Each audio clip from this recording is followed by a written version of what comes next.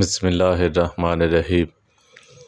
حضرت انس بن مالک رضی اللہ تعالیٰ عنہ سے روایت ہے کہ نبی کریم صلی اللہ علیہ وسلم نے ارشاد فرمایا، جو شخص اپنی عمر درازی رزق میں برکت کا خواہش مند ہو، اس کو چاہیے کہ والدین کے ساتھ بھلائی اور صلہ رحمی کرے۔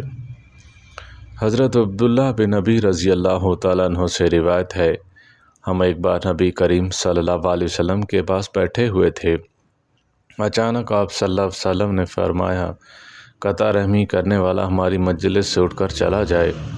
آپ کی بات سن کر ایک نوجوان مجلس سے چلا گیا اور وہاں جا کر اپنی خالہ کے پاس آیا۔ دونوں کے درمیان ناراضگی تھی، دونوں نے ایک دوسرے سے معافی تلافی کی۔ اتنا ہونے کے بعد وہ نوجوان آپ کی مجلس میں واپس آ گیا۔ آپ صلی اللہ علیہ وسلم نے اسے دیکھ کر فرمایا، وہ قوم یا وہ جماعت اللہ کی رحمت سے محروم ہو جاتی ہے جو قطع رحمی کرنے والی ہوتی ہے۔ اللہ تعالی ہم سب کو عمل کرنے کی توفیق عطا فرمائے۔ وآخر دعوانا ان الحمد للہ رب العالمین۔